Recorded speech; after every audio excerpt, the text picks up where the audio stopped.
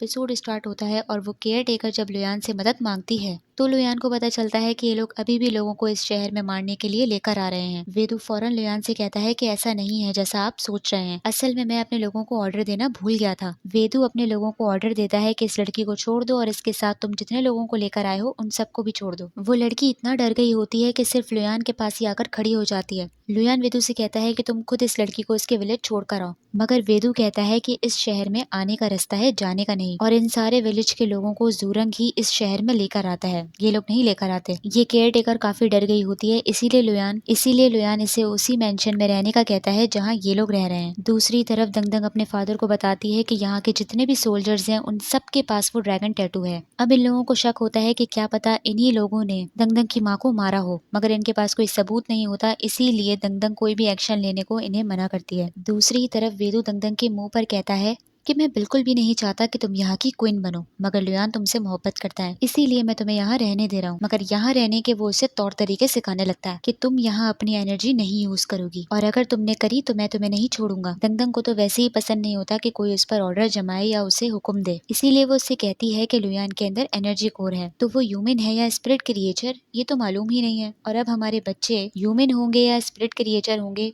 ये भी नहीं पता, और अगर वो स्पिरिट क्रिएचर हुए तो तुम्हें तो फिर उनकी खिदमत करनी पड़ेगी। और उससे तपा रही होती है कि समझ नहीं आ रहा कि अब तुम क्या करोगे, क्योंकि वो जानती है कि वेदू को स्पिरिट कनाल वाले बिल्कुल नहीं पसंद। तो वेदू गुस्से में मुंह बनाकर वहां से चला जाता है। दंगदंग को तो दिली सुकून मिल जाता है कि आइंदा के बाद मुझे लेक्चर देने की कोशिश भी मत करना। दूसरी तरफ वेदू का साथी आकर उसे बताता है कि जितने भी विलेज के लोगों को आपने छोड़ने का ऑर्डर दिया था वो ऑर्डर हमें बाद में मिला, हम सबको पहले ही अंडरग्राउंड पैलेस में छोड़ के आ चुके हैं। मगर वेदू उसे कहता है कि चलो अब उन्हें बचाने की जरूरत नहीं है, अगर वो उस अंडरग्राउंड पैलेस में चले गए तो उन्हें जाने दो, और इसे मना करता है कि लुयान को ये बात मत बताना। और अब उन सारे लोगों में से अब बस वो केयरटेकर ही बची होती है जिसे ये लोग अंडरग्राउंड पैलेस में नहीं लेकर जा पाते। दूसरी तरफ वेदू ने इतने सारे गार्ड दंगदंग को फॉलो करने के लिए और उस पर नजर रखने के लिए रखवा दिए होते हैं, तो दंगदंग इन्हें देखकर कहती है कि ये गार्ड्स भी कम लग रहे हैं, ऐसा करो कि यहाँ पर जितने भी गार्ड्स हैं उन सबको मेरी प्रोटेक्शन के लिए रख दो, और उन सबको अपने साथ मार्केट लेकर आ जाती है।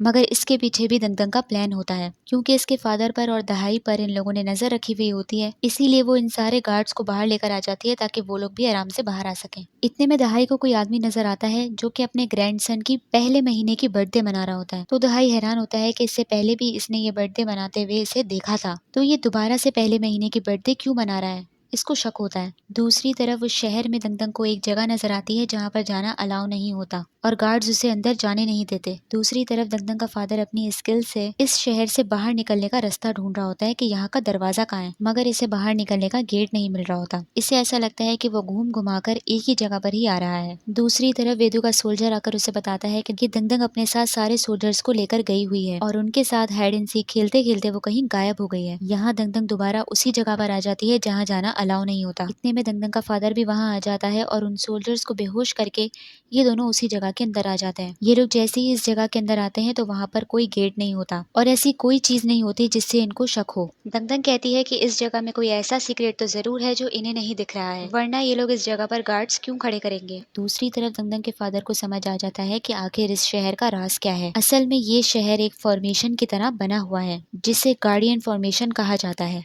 इस फॉर्मेशन के सिर्फ अंदर आया जा सकता है, मगर इससे बाहर निकलना मुश्किल है, क्योंकि शायद इन लोगों ने गेट पर ऐसा मैजिक कर रखा है जिससे किसी को यहाँ से बाहर निकलने का दरवाजा ही नहीं दिखता। इस फॉर्मेशन को एनर्जी की जरूरत होती है और इसे कोई ऑर्डिनरी इंसान नहीं बना सकता, इसीलिए इन लोगों को लगता है कि वेदू ने ये नहीं बनाया होगा, किसी स्पिरिट कनाल वाले ने ही ये बनाया है। यहाँ दंगदंग आकर ये सारी कहानी लुयान को बताती है और इसे कहती है कि ऐसा हो सकता है कि ये फॉर्मेशन जूरंग ने बनाया हो। लुयान कहता है कि इस फॉर्मेशन के अलावा इसे एक और राज की बात पता चली है, और वो ये है कि वो डस्ट प्रूफ ना ही किसी की एनर्जी लेता है और ना ही एनर्जी को छोड़ता है। और ये बात लुयान को तब पता चली थी जब ये अपनी एनर्जी डस्ट प्रूफ को दे रहा था। लुयान कहता है कि जूरंग ने वेदू को धोखा दिया है, वो जो इतने सालों से जिंदा है वो डस्ट प्रूफ की वजह से जिंदा नहीं है, बल्कि शायद इस फॉर्मेशन की वजह से वो जिंदा हो सकता है। दंगदंग कहती है कि अब तो सारी चीजें क्लियर हैं, तो ये सारी कहानी हम वेदू को बता देते हैं ताकि हम डस्ट प्रूफ लेकर यहाँ से जा सकें। मगर लुयान कहता है कि इनके पास कोई सबूत नहीं है और वेदू इनकी बात पर यकीन भी नहीं करेगा और उसे यही लगेगा कि हम उससे वो डस्ट प्रूफ छीनना चाहते हैं। तो दंगदंग कहती है कि हम तो वैसे भी यही चाहते हैं कि हम उससे डस्ट प्रूफ ले लें किसी तरीके से,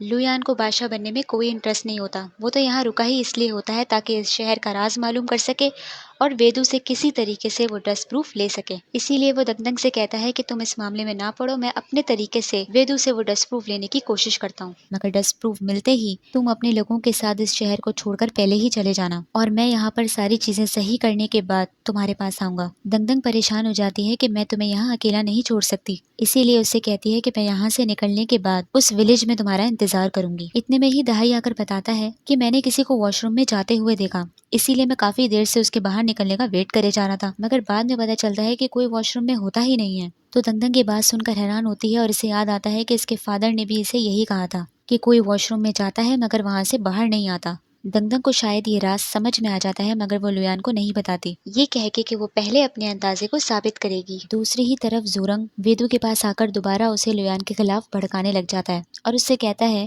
कि तुम जो लुयान की पावर पर इतना खुश हो रहे हो, क्या तुम्हें लुयान ने ये नहीं बताया कि उसे एनर्जी कोर दंगदंग को वापस करना है और एनर्जी कोर देने के बाद लुयान जिंदा नहीं बचेगा। लगता है कि शायद उसको तुम पे इतना भरोसा नहीं है और उससे कहता है कि वो यहाँ सिर्फ अपनी दंगदंग को बचाने के लिए रुका है, इसीलिए बेहतर है कि तुम दंगदंग को मेरे हवाले कर दो। मगर वेदू उसकी बातों में नहीं आता और इसे जैसे ही तलवार मारने लगता है ज़ूरंग वहां से गायब हो जाता है। ज़ूरंग ने जानबूझकर वेदू के दिमाग में ये सारी बातें डाली होती हैं क्योंकि वो जानता है कि वो इन बातों के बारे में जरूर गौर करेगा और जैसे ही वो इसकी बातों में आएगा तो लुयान और इसके सारे लोगों की कब्र इस शहर में बन जाएगी। यहाँ लग रहा होता है कि वेदू ज़ूरंग की बातों पर फोकस कर रहा है, इसीलिए वो अपने गार्ड्स को ऑर्डर दे देता है कि उस केयर टेकर को लुयान के रूम में भिजवा दिया जाए। यहाँ लुयान जैसे ही अपने रूम में आता है तो वो केयर टेकर उसके रूम में सो रही होती है और इन लोगों को पता चल जाता है कि वेदू ने ही इस लड़की को यहाँ पर भिजवाया है। जिन जैसे ही उस लड़की को यहाँ से लेकर जाने लगता है तो इसे पता चलता है कि इसने नींद की गोलियां खाई हुई होती हैं और इस लड़की की तबीयत भी ठीक नहीं होती, इसीलिए लुयान कहता है कि इसे यहीं सोने दो और वो खुद स्टडी रूम में जाने लगता है। इतने में ही जिन के दिमाग में फौरन एक जबरदस्त किस्म का आइडिया आता है, तो जिन फौरन लुयान के पास आता है और इसे कहता है कि दंगदंग आपको बुला रही है। लुयान जैसे ही दंगदंग के रूम में आता है तो वो उससे कहती है कि मैंने तुमसे कहा था कि मेरा बेड आकर बनाना, मुझे बिल्कुल अच्छा नहीं लगा कि कोई और मेरा आके बेड बना रहा है। असल में जिन ने ही आकर दंगदंग को बताया होता है कि लुयान के सोने की कोई जगह नहीं है, इसीलिए वो लुयान को अपने कमरे में बुला लेती है। दंगदंग जेलस होने लग जाती है कि तुमने किसी लड़की को अपने रूम में सुलाया हुआ है, तो वो उसे एक्सप्लेन करने बैठ जाता है कि उस लड़की की तबीयत ठीक नहीं थी, ये था वो था। दंगदंग जिन से कहती है कि जाके बता दो उस वेदू को कि आज लुयान मेरे साथ मेरे रूम में रुकेगा और यहीं सोएगा, और लुयान से कहती है कि मेरे होते हुए कोई तुम्हें परेशान नहीं कर सकता और उससे कहती है कि चलो अब बहुत रात हो चुकी है, हमें अब सो जाना चाहिए। यहाँ ये दोनों बेड पर एक साथ तो सो रहे होते हैं मगर बहुत ही ऑकवर्डनेस छाई भी होती है, तो दंगदंग खुद लुयान के पास आ जाती है और उससे कहती है कि तुम्हें याद है कि हम पहली बार एक साथ कब सोए थे। दंगदंग कहती है कि मुझे ऐसा लगा था कि उस टाइम मैं ख्वाब देख रही हूँ, मगर बाद में मुझे पता चला कि तुम असली में आए हुए थे और तुमने मुझे बेहोश कर दिया था। मगर लुयान कहता है कि मुझे नहीं मालूम कि तुम्हें किसने बेहोश किया था। साथ ही साथ लुयान उससे पूछता है कि उस वॉशरूम वाले राज के बारे में तुम क्या प्रूफ करने वाली हो, मगर दंगदंग उसे बताने से पहले पूछती है कि तुम प्रिंस क्यों नहीं बने और आर्मी के अंदर क्यों आ गए। तो वो बताता है कि आर्मी को उसकी ज्यादा जरूरत थी और आर्मी को चलाने के लिए उन्हें कोई ना कोई तो चाहिए ही था, इसीलिए मैं जनरल बन गया। तो दंगदंग इसकी बातें सुनकर और इम्प्रेस हो जाती है और इससे कहती है कि मेरे दिल में तुम एक हीरो हो। दंगदंग को ऐसा लगता है कि लुयान को इस मेंशन में रहना अच्छा लग रहा होगा क्योंकि ये बिल्कुल उसी तरीके से बना हुआ है जैसे कि लुयान का मेंशन था 3000 साल पहले, और इससे कहती है कि जब हम वापस अपने स्ट्रॉन्ग होल्ड पे जाएंगे तो मैं तुम्हारे लिए बिल्कुल ऐसा ही हाउस बना दूंगी। लुयान उसे थैंक यू कहने लगता है मगर दंगदंग कहती है कि थैंक यू से तो काम चलेगा नहीं। असल में वो दबे लफ्जों में उसे किस मांग रही होती है, मगर कहती है कि चलो छोड़ो, मैं तुम्हें फोर्स नहीं करूंगी। इतने में ही लुयान उससे कहता है कि मुझे कोई चीज पता चली है, और यही एपिसोड खत्म हो जाता है। तो आप लोग मुझे बताइए आप लोगों को एपिसोड कैसी लगी। लाइक कीजिए, सब्सक्राइब कीजिए, कमेंट भी कर लीजिए। Thank you so much. Like करना ना भूलिए।